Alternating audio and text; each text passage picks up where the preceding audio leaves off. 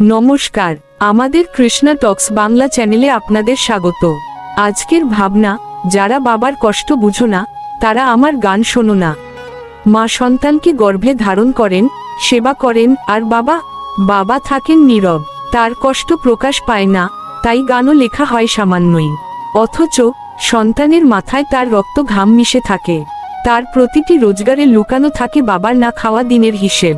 তিনি নিজের প্রয়োজনটুকু কমিয়ে 2টি পয়সা বাঁচান কেবল আমাদের জন্য।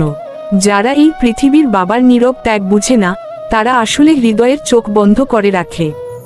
ভগবান শ্রীকৃষ্ণ গীতায় বলছেন, আমি সকলের প্রতি সমান, আমার কাছে ঘৃণ্য বা প্রিয় কেউ নেই।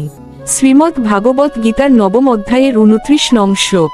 পিতা মাতার প্রতি সমান ভক্তি ও করুণা না থাকলে পরম পিতা তার জ্ঞান দেন না।